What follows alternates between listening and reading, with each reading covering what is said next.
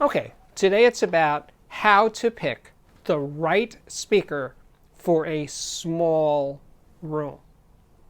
But first, we should define a small room. I would say anything smaller than 10 by 14 or 15 feet, that size or smaller, would be a small room. And my first tip, spoiler alert, is the most important part. Don't buy big speakers. Duh. No, cramming a big speaker into a room that size is a recipe for disaster. They'll just excite the room. There'll be too much low frequency information in that room, and it's going to boom like crazy. So unless you like really thick, muddy bass, don't buy big speakers and jam them into a small room. Bad idea. Okay, small speaker. Let's define a small speaker. A small speaker would be probably a bookshelf speaker or a skinny tower speaker with a 5-inch or smaller woofer or woofers. That's much less likely to get you in trouble with thick, bloated bass. Keeping the low frequency energy down a bit is a great place to start for a small speaker in a small room. Now the thing is, I'm going to list some speakers right now that I recommend specifically for small rooms. They work in larger rooms, but small rooms, definitely. The first one, which is still in production, I checked, is the Totem Arrow, which is a skinny little tower speaker with a 4-inch woofer, 4.5-4-inch woofer. It's designed optimally to be placed up against a wall. Great thing for a small room where you can't have the speaker jutting out into the room, right? And the Totem Arrow, just a very well-balanced speaker overall, but it makes a decent amount of bass, especially when placed that way, but it's not going to probably get you into trouble. So it's like having the best of everything. So the Totem Arrow would be high on my list. And next up is a speaker that I keep referring to over and over again for different reasons, but in this time, it's because the deal today is small rooms, and that would be the Klipsch RP600M. It's a medium-sized bookshelf speaker. I'm showing a picture of it right now. And one of the things it's lacking is in deep room-shaking bass, but that makes it ideal for small rooms. Put it on a good stand. It can be nearest to a wall and sound great. Super dynamic, very forward, very exciting sounding speaker. If you want laid back, no, don't get it. Don't get the 600 out. But if you want fun, if you want a rock and roll speaker, one that jumps, RP600M, good place to start.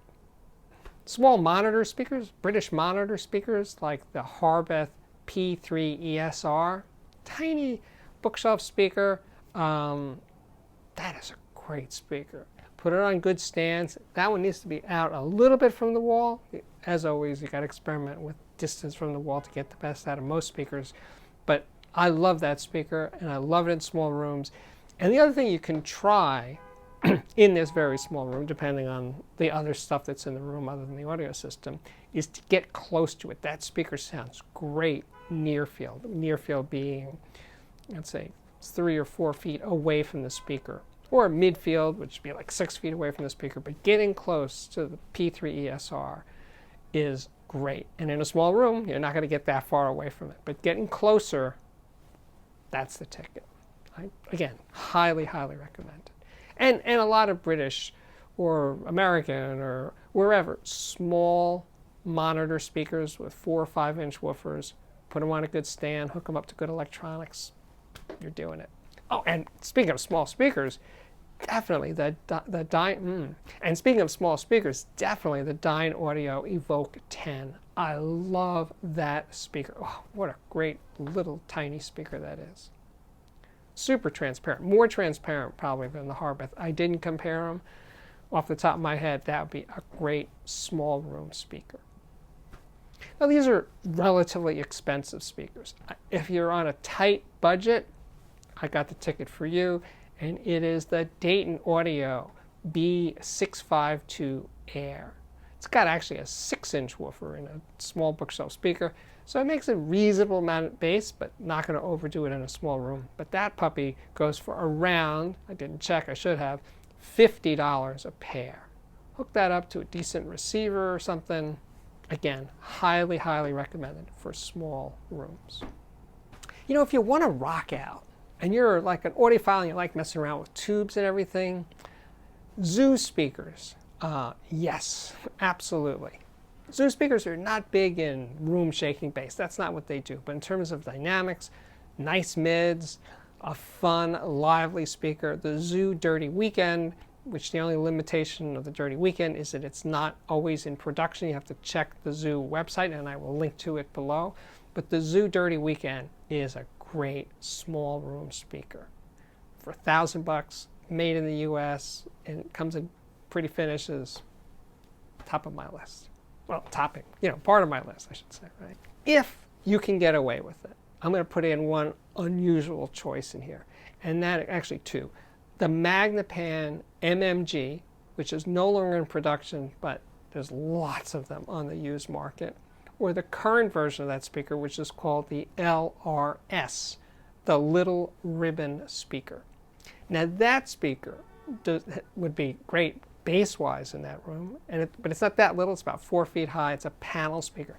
But that one needs to be 3 feet away from the wall behind it. And if you can pull that off and get them out into the room with really good electronics, you can't mess around with this speaker. You got to give it the good stuff. With the MMG, yeah, you can get a $500 receiver. It'll be okay.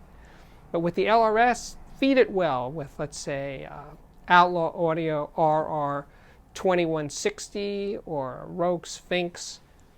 The LRS will blow your mind in terms of its transparency and soundstage. It's really, really good. Now, one other way to go here is to use active speakers, because active speakers have low frequency cutoffs, like Atom Audio's desktop monitors and other active speakers usually have, but you got to check, that they have, let's say, boundary compensation, which means when it's placed near a wall to stop the wall boosting the bass, they have cutoffs for low bass. That's worth checking into. And with any of these speakers, any of the other passive speakers that I just listed, using an equalizer like the Schiit Loki, which is a $149 4-band equalizer with a 20 hertz is the low frequency band.